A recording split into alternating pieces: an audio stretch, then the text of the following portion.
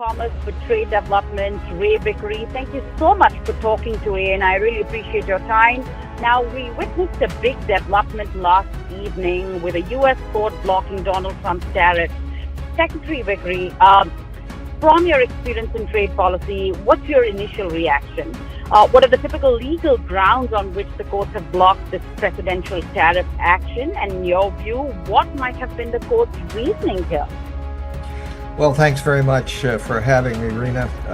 I think that this is a landmark case, watershed.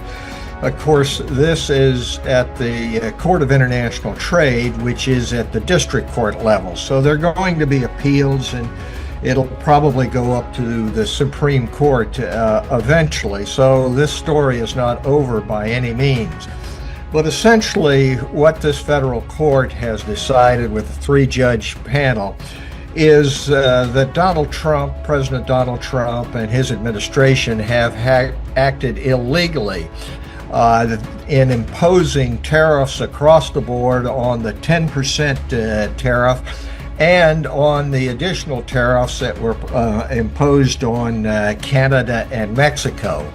The grounds which the Trump administration had cited under the International Economic Emergency Powers Act of 1977 was that there was a persistent trade deficit which had put people out of work and transferred manufacturing overseas. And that was the basic reason for the 10% across the board.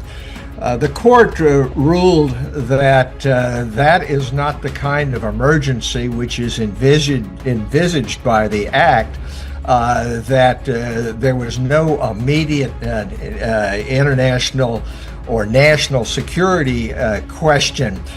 Indeed, I think the court saw that the Trump administration has a misunderstanding in regard to trade deficits. Trade deficits are not necessarily something imposed just by unfair trade practices by another country, but they have to do with the United States' own saving and spending habits, the fact that the dollar is a reserve currency and allows us to spend beyond our means on foreign goods and services. So that did not stand up under that act. By the way, that act had never been cited or used by any other president since its enactment in 1977. As for the tariffs on Canada and Mexico, and indeed China, there were additional tariffs that were cited to meet a so-called national emergency in regard to fentanyl, and one in regard to immigration. What the court ruled was that these were not the sorts of emergencies which were envisaged by the act.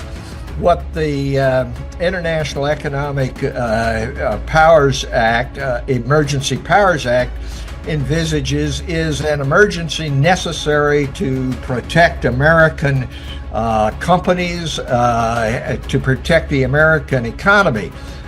They're not to be used, these powers are not to be used to gain leverage for other really non-trade activities, such as the illegal importation of fentanyl, or in regard to stemming immigration. There are other tools which are available.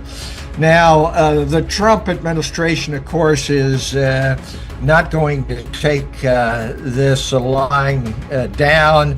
They've already tried to appeal to void the temporary restraining order which was put into effect, and doubtlessly they will appeal to the Court of Appeals, and if they lose there, up to the Supreme Court. So the story is not over, but what is certain that has happened is uncertainty. The companies, which are 5 small business companies which were plaintiffs, as well as 12 states and a nonprofit advocacy institution,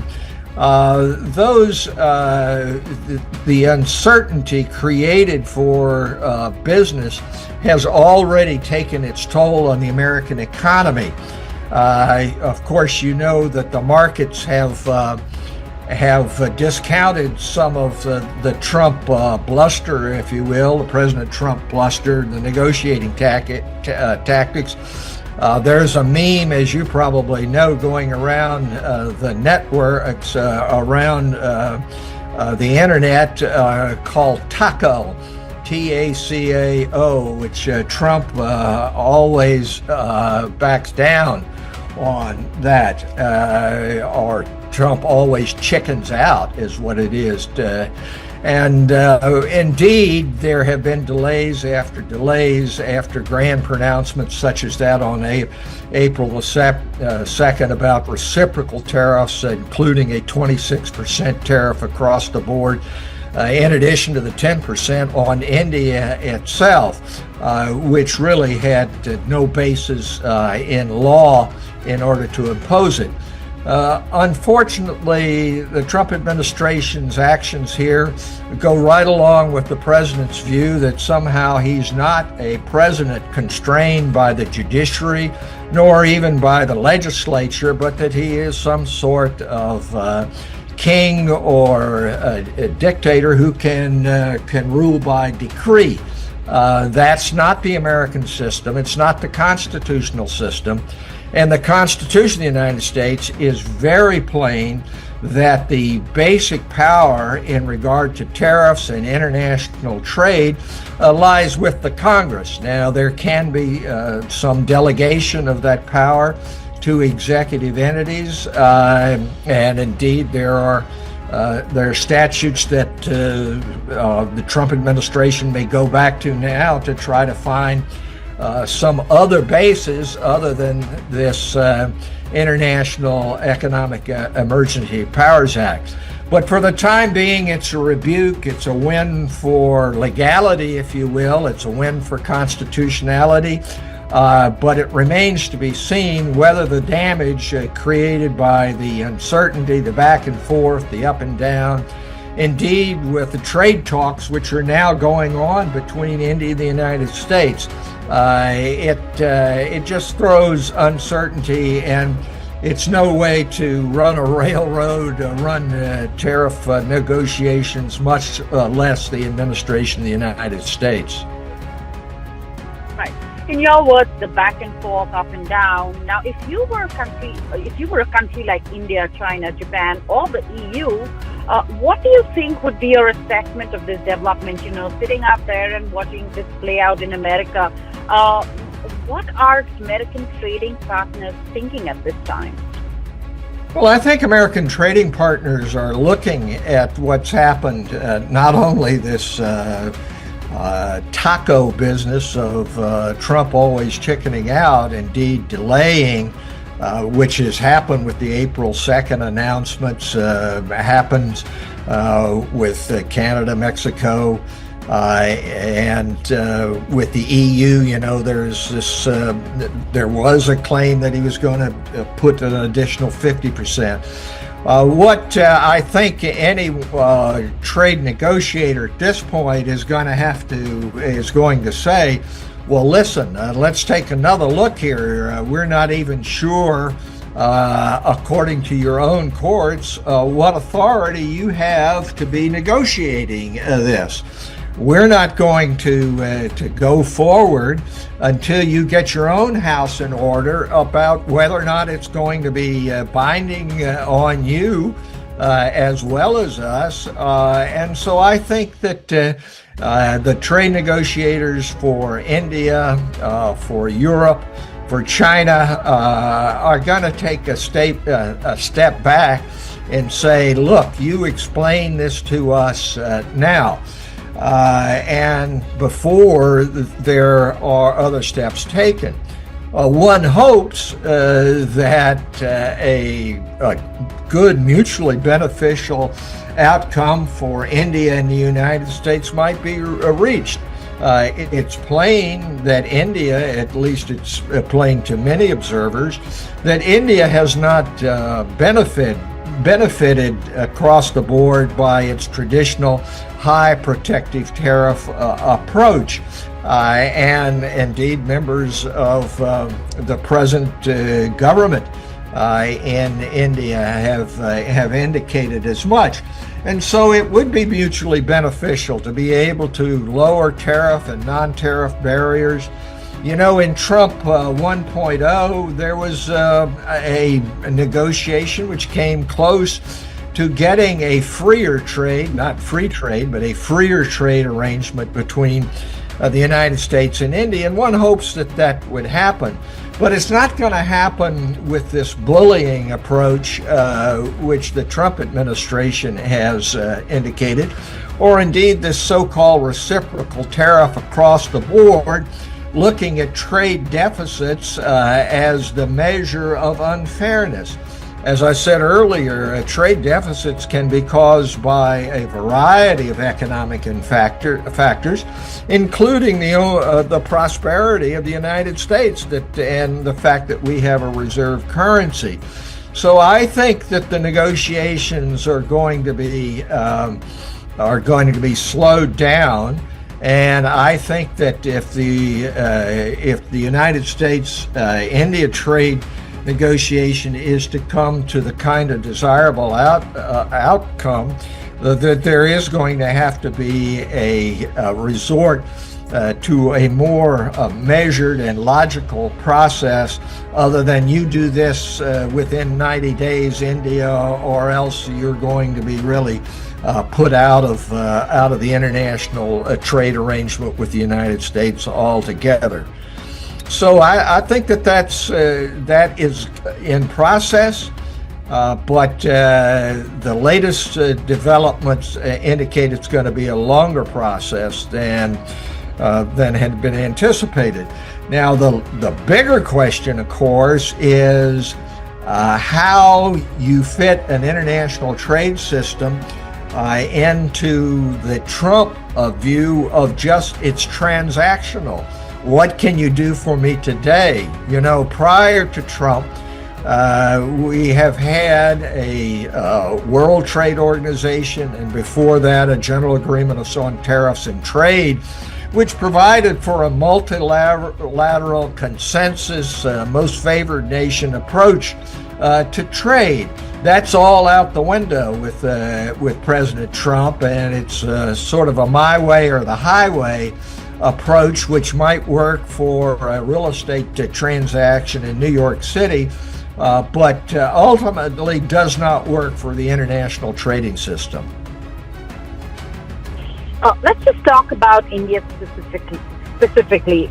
Given your experience with the India trade relations, I'm curious to know about your thoughts on the Trump administration's claim that President Trump brokered a ceasefire between India and Pakistan by offering trade incentives. Ray, how do you react to that? Well, I think, the Trump administration wants to take credit for anything that it considers to be favorable to them, to President Trump, and a win. So I have no doubt that the role of the United States in that ceasefire has been exaggerated. Indeed, the Indian government has indicated as much by not giving the kind of credit to President Trump and his administration that is being claimed. Now, there is no question in my mind that security and economic considerations are intimately connected. That doesn't mean you use, as President Trump has indicated, economic relations as a bullying tactic for a ceasefire between India and Pakistan, or for any other reason. But they are related in terms of how nations ultimately treat each other. Now, in the case of the ceasefire, I think India is quite right in keeping the emphasis on international terrorism.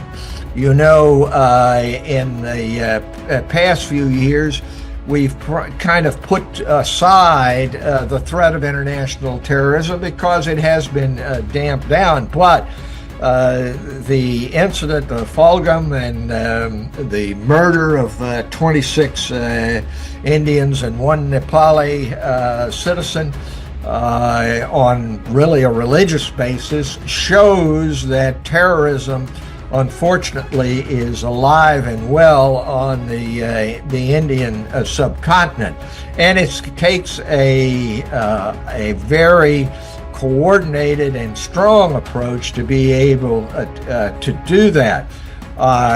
Did the United States, and particularly Secretary Rubio, provide an off-ramp for Pakistan?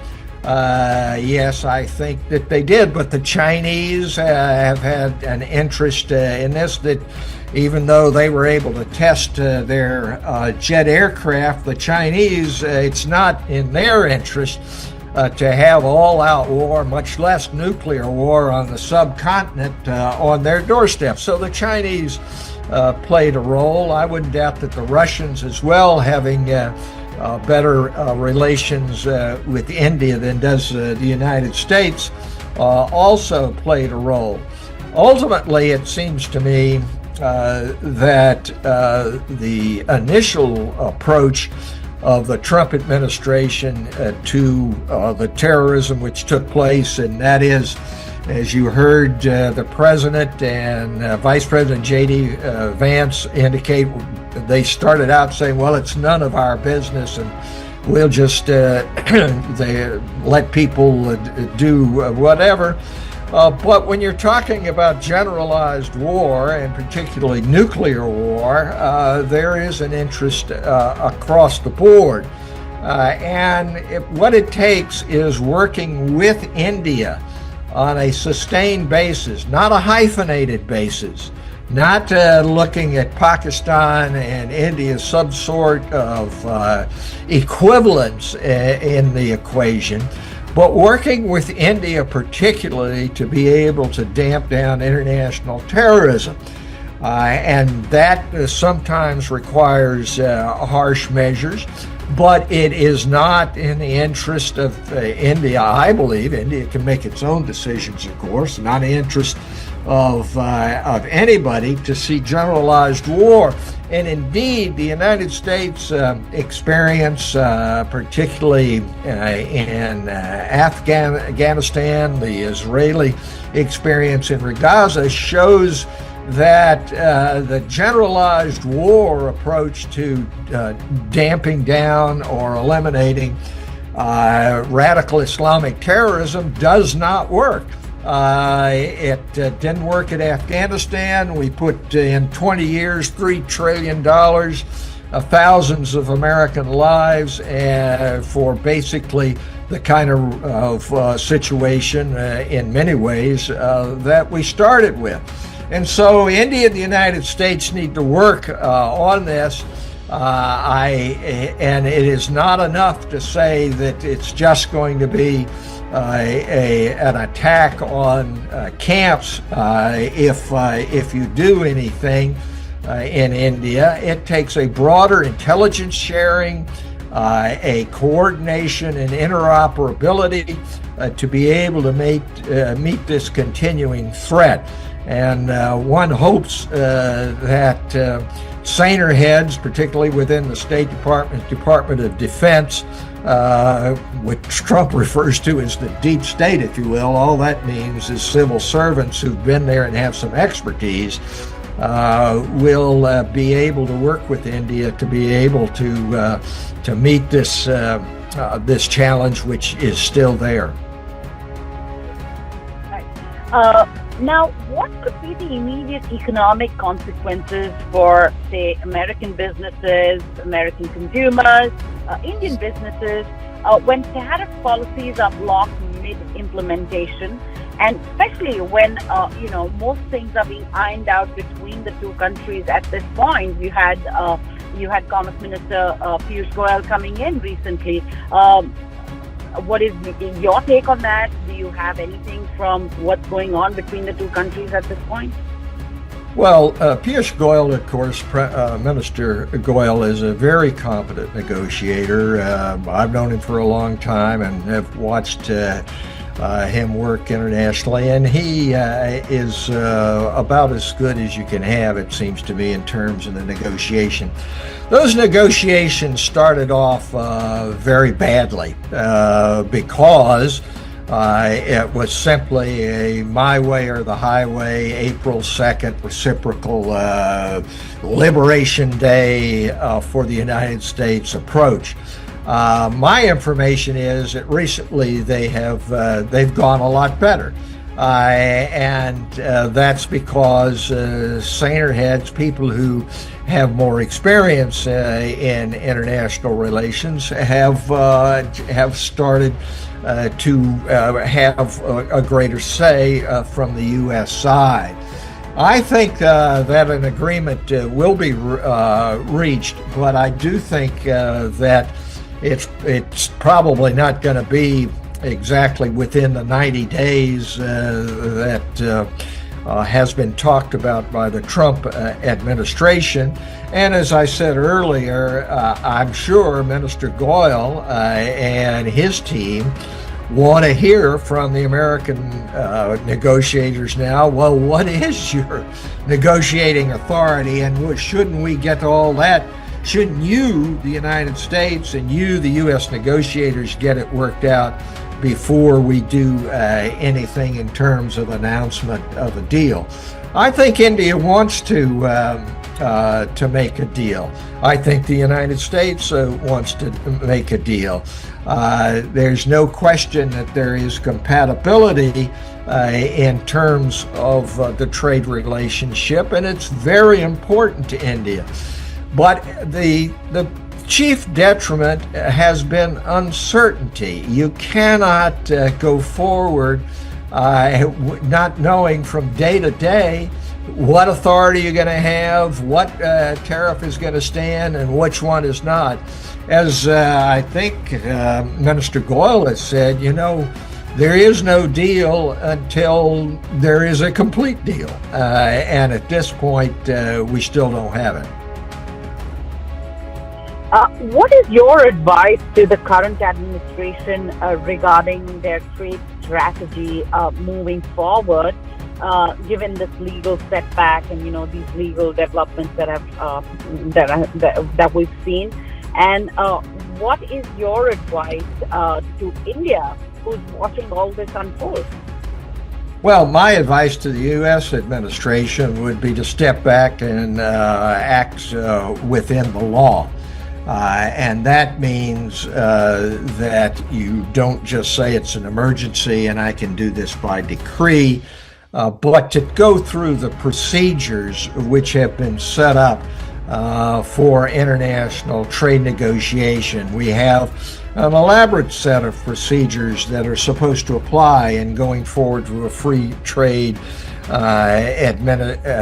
free trade agreement, and those have not been done. And I think that you need to assure the markets in the United States that there is going to be this stability.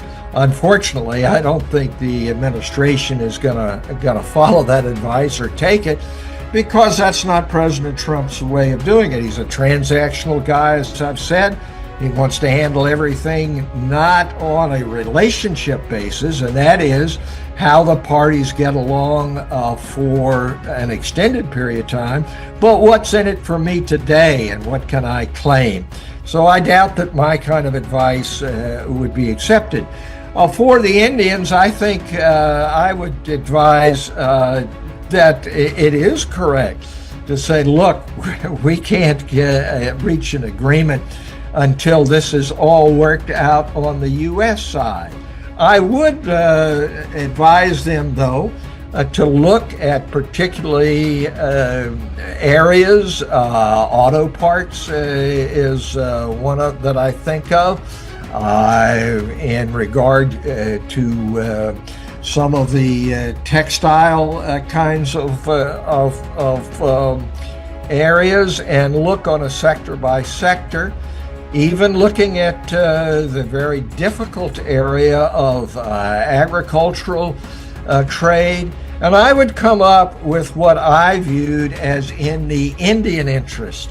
Forget what's in the U.S. interest and what can be done to placate President Trump, but look at what is in the Indian interest. And I think you would find, even though there will be people, I think back to the 90s when I was in government, and there was a Bombay club, so-called, of people who were in economic power in Mumbai, who didn't want to see India integrated with the international economic system. But I think that those days are long past, and India needs to look at what its own interests are in lowering the tariff and non-tariff barriers in order to be able to reach agreements. I think that that there are areas, the UK agreement has shown that, the agreement before that with several European countries shows that there are areas that India, for its own reasons, can lower tariffs. And further, I would say to India, now is the time to step forward and provide leadership for the multilateral, consensus-based, most favored nation system, and not to succumb to this bilateral approach that President Trump has indicated. It may be that Taco for President Trump is right, that Trump always chickens out, but it's not the right way to go.